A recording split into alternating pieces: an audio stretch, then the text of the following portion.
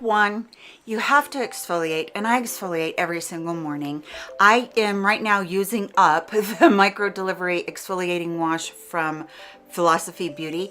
I like this a lot because the granules in it, or the actual exfoliating part in it, is very, very fine. Now, when I do my exfoliating, I'm gonna really pay attention to the parts that I know really have a lot of texture on them, which is my chin, this chin crease right here, right into the nose, on the nose, and in the forehead, a little bit on the cheeks.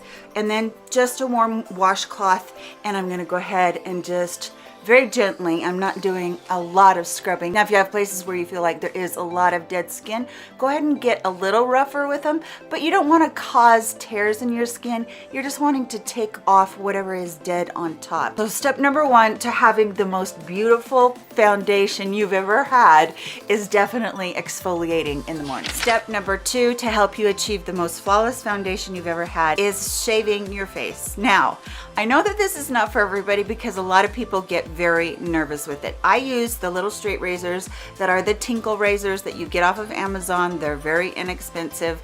I don't use these like over and over again. I use them maybe 3 or 4 times because they do get dull quite quickly, and you don't want to damage your face. Again, we're looking for smooth canvas, not anything too roughed up. Now, you may not want to do these 2 steps together. You might want to do them on separate days. I exfoliate every day, but I only shave probably once every other week. I don't shave every day. So I'm just going to show you really quickly. I'm not going to show you a complete demo, but I'll show you really quickly what I do.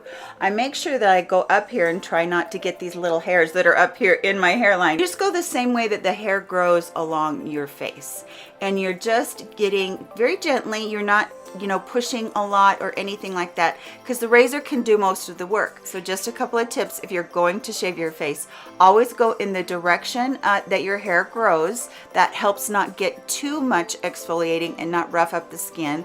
The other thing that it does is it will help as the hair grows out. It's going to be kind of cut on a slant. The hair will be, and so it will grow in a little bit finer as it comes back in.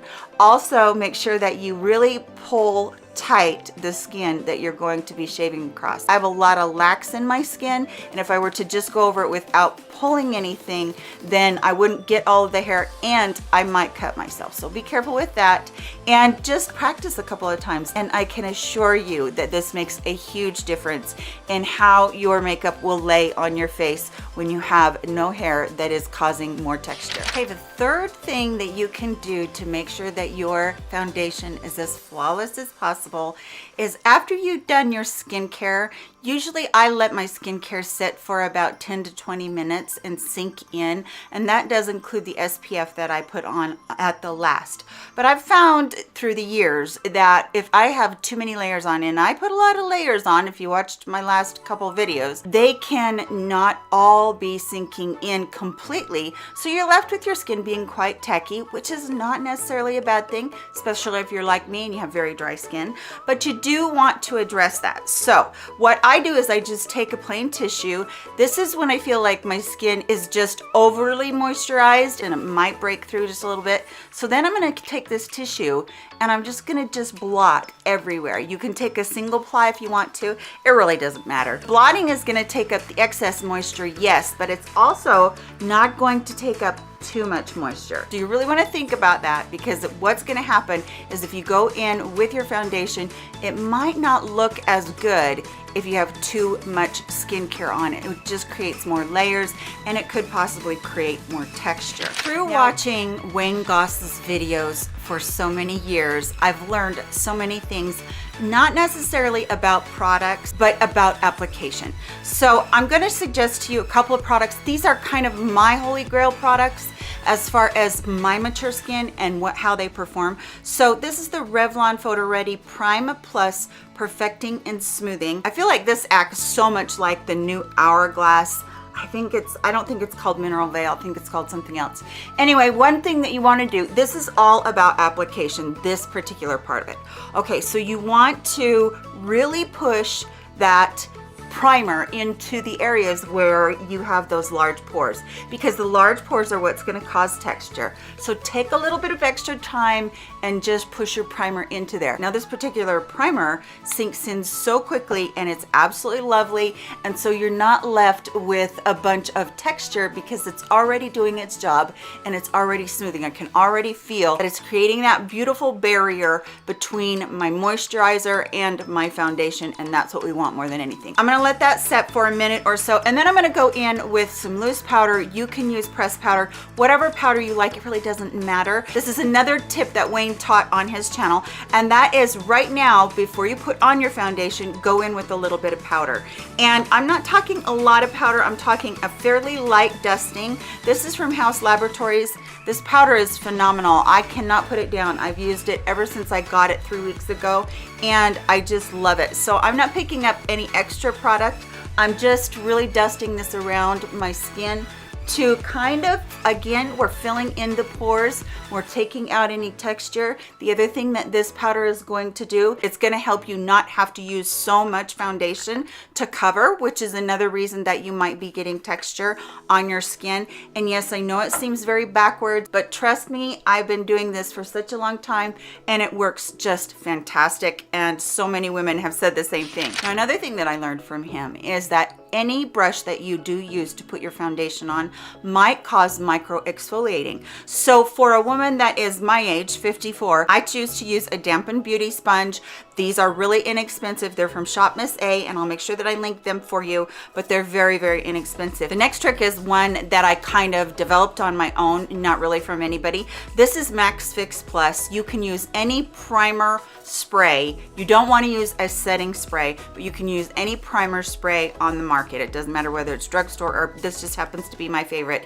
And I spray my sponge just a couple times. It doesn't have to soak it. It just has to be a little bit more wet with the primer. And then I feel like it really is important to use the right foundation for you. One of my very favorite foundations of all time is the number 7 Lift and Illuminate Triple Action Serum Foundation. I have used this for years. I've talked about it for years on my channel. It is a fantastic foundation, especially if you're older and do have texture. And what I'm doing today is I'm mixing 2 colors because one is just way too light for me. I'll make sure that I list both of those down below for you. Now, I try to really stick to begin with just one pump. If you start out smaller, you can always put more on, but if you put more on, it's harder to take away. And so all I do is just bounce or push in that foundation. Now this step is where your time comes in. This is very time consuming. Any makeup artist that you sit down in their chair and they do your makeup, they take a ton of time to blend your concealer and your foundation out and to blend your eyeshadow out. And you will find that that is the bulk of what you need to be doing as well. So promise me, no skipping on this part, no skimping whatsoever. The other thing that's going to make you look flawless and make you look really good is to take that foundation clear down your neck. Now, I know that a lot of women ask me over and over again, how do you keep this off of your clothes? I actually don't. I don't mind it because I feel like this step of putting it clear down my chest into my décolleté and covering up as much of this area that is so sun damaged, this gives you a flawless look. So this probably, besides application, number 5 is to put that foundation all the way down your neck and your décolleté. It is so, so important. Put it clear out on your ears. And yes, I'm going to be careful not to get it on my earrings. Put it clear out on your ears. Put it all the way around your neck. What people will notice and what they will see is this flawless look from the top to the bottom. And I promise you that this is going to make a huge difference. If you have been somebody that has not done your chest, you've just stopped maybe at your neck right here and not done your chest that shows, you really truly will look younger and you will look more flawless if you bring all of that foundation all the way down it helps so much. So I don't know if you can see or not, but this is looking really good. It's a beautiful foundation. I absolutely love it. Next, I'm going to be putting on my Sephora Best Skin Ever concealer, and I'm going to do that right now. I have people that watch me put my concealer on and they think I'm insane for using so much. I do have a video on that too, on how I have really changed my thinking about concealer and the way that I do it, which I will list for you below.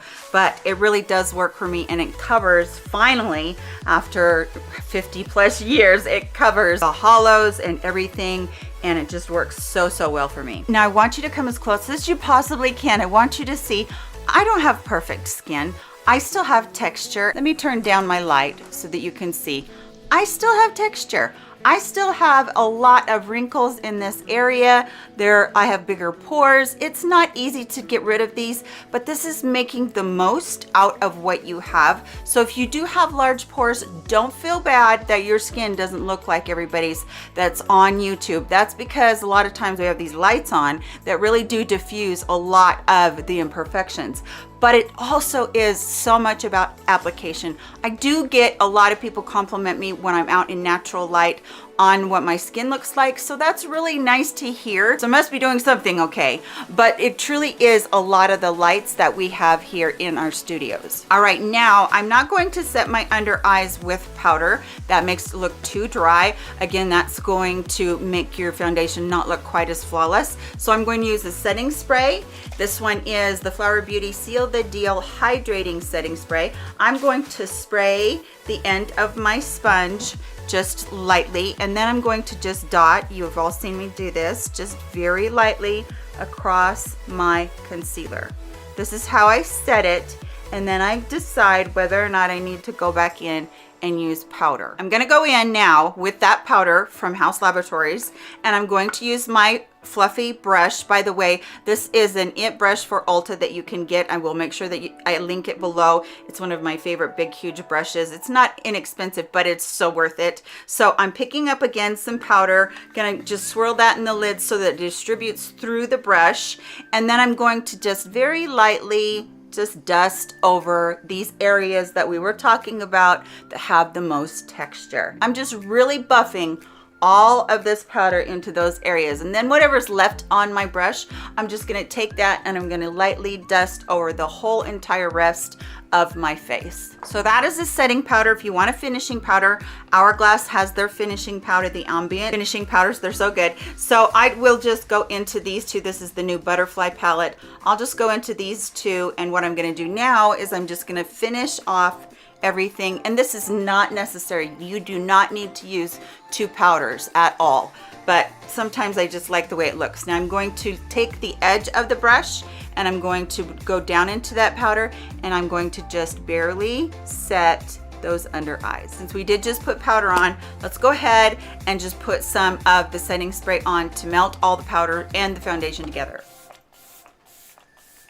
Take your original sponge and just go over everything, and you can turn it to a clean spot and just go over everything and make sure that it's all put together. I'm gonna go off camera. I'm gonna do the rest of my face, and I'll be back with you and we'll chat a little bit about everything. So this is the final look with the rest of my makeup on. I hope that you did enjoy the video. I appreciate you being here with me, and if you're brand new, make sure that you subscribe. Everybody, if you wouldn't mind giving me a thumbs up, that really does help me out with the YouTube algorithm. Make sure that you leave a comment in the comment section down below if you do anything different, or you use a product in a different order or anything. Let me know how your foundation routine is going, and I'd love to hear that from you. I hope that you're all happy and healthy and taking care of yourselves. I love you so very much. Come back around. We'll be together very soon. Take care. Bye-bye, friends.